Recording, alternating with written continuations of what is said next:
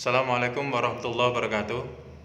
Halo calon Stanas, kembali bertemu bersama Abang, Bang Dion, SSMS. Karena ini video ke-6 Abang akan memperkenalkan diri lebih jauh.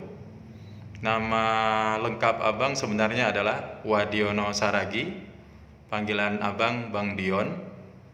Gelar Abang SS Sarjana Sastra, Abang dapat dari USU.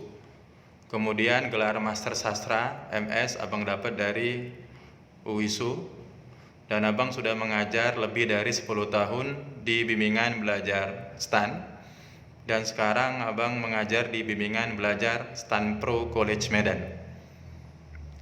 Perlu adik-adik ketahui bahwa untuk bisa mendapatkan hasil maksimal dalam TBI PKN STAN, yang perlu adik lakukan adalah melakukan repetisi atau pengulangan-pengulangan. Karena memang cara kerja otak kita memang harus terus mengulang-ulang hal yang menurut kita penting agar terus berada di kepala kita. Jadi Abang berharap adik-adik menganggap bahasa Inggris ini penting agar otak kita tidak mendelete. Karena otak kita akan mendelete hal-hal yang kita anggap tidak penting. Langsung saja, dan sekarang kita akan masuk ke pembahasan cara cepat menjawab soal TBI PKN STAN 2017 bagian yang ketiga. Langsung kita masuk ke soal nomor 1. Soal nomor 1.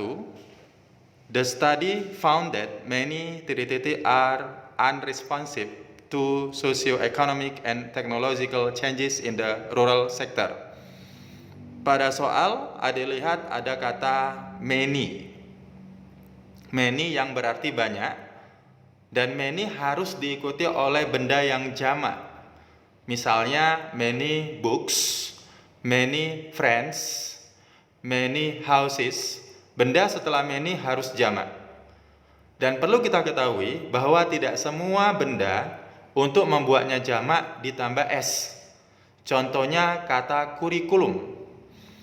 Kurikulum adalah benda yang tunggal, bentuk jamaknya adalah kurikula. Sama dengan bakterium.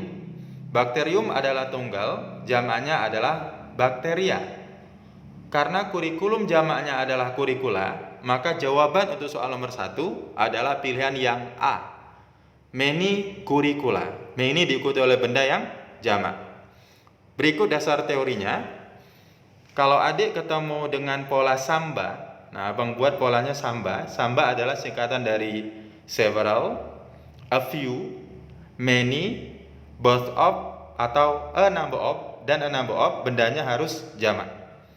Abang ulangi ya, several dan a few itu artinya beberapa, many artinya banyak, both of artinya kedua, a number of artinya sejumlah, harus diikuti oleh benda yang jamak.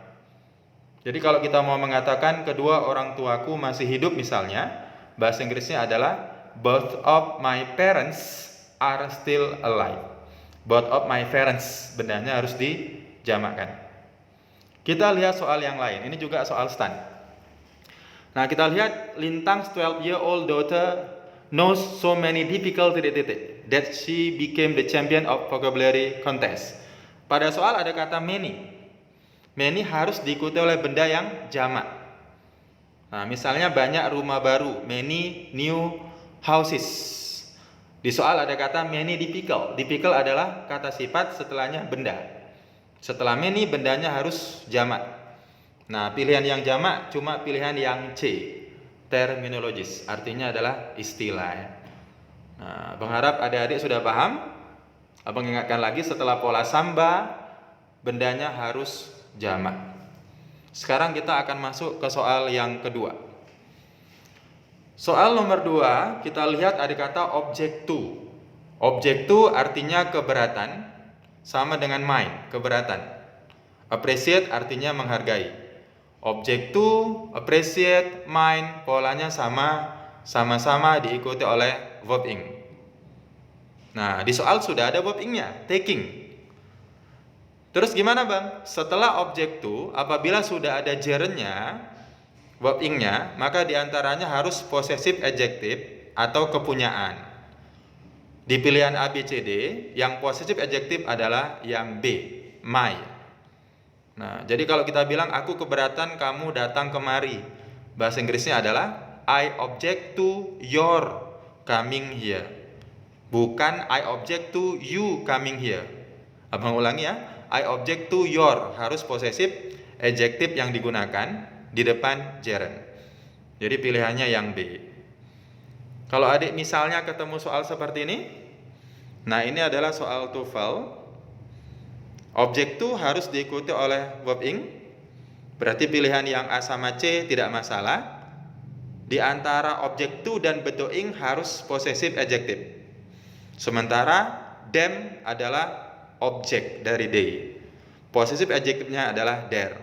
Jadi yang salah adalah pilihan yang B. Them-nya kita ubah menjadi there. Kita lanjut ke soal yang ketiga. Ini termasuk soal yang juga cukup sering keluar di stand, yaitu pola by the time. By the time memiliki pola seperti ini. Adik perhatikan. Jika setelah by the time subjeknya ketemu dengan kata kerja kedua atau simple past tense, maka kalimat selanjutnya menggunakan pola past perfect. Subjek tambah head bentuk ketiga. Tapi kalau setelah by the time atau before, subjeknya ketemu dengan kata kerja pertama SIS, kalau orang ketiga tunggal, maka subjek berikutnya menggunakan will have atau shall have bentuk yang ketiga. Mohon dicatat rumus ini, karena rumus ini termasuk rumus yang cukup sering keluar di stand. Nah, adik bisa perhatikan soal kembali. Setelah by the time Judy finishes, berarti yang digunakan adalah pola yang bawah, subjek tambah finishes, kata kerja pertama. Pilihannya harus menggunakan will have atau shall have bentuk ketiga. Will have atau shall have bentuk ketiga. Jadi jawabannya adalah yang A, will have arrived. Kalau kita artikan, menjelang Judy menyelesaikan sarapannya, kami akan telah sampai di apartemen itu. Jawabannya adalah yang A. Kita lihat soal yang lain, ini juga soal stand. Nah, kita perhatikan ada kata before. Setelah before ada kata he came. He came. Came adalah bentuk kedua dari come. Berarti polanya ada before, subject, verb to. Pasangannya harus menggunakan had ditambah bentuk yang ketiga. Maka pilihannya adalah yang D ya. Had never visited. Sekarang kita akan masuk ke soal yang terakhir untuk video kali ini. Dan ini termasuk soal yang sebenarnya relatif mudah kalau adik tahu bentuk-bentuk kata. Apakah kata itu kata benda, apakah kata itu kata sifat, apakah kata itu kata kerja, atau kata keterangan. Nah, sekarang langsung kita lihat soalnya. Ini juga soal stand 2017. Kita lihat pilihan yang A, trustworthy legislators. Legislators adalah kata benda. Kira-kira artinya anggota dewan ya, anggota legislatif, kata benda. Di depan kata benda seperti di video sebelumnya harus kata sifat. Pilihan yang A, trustworthy adalah kata sifat. Artinya bisa dipercaya ya. Jadi yang A tidak masalah. Kita lihat pilihan yang D, dare.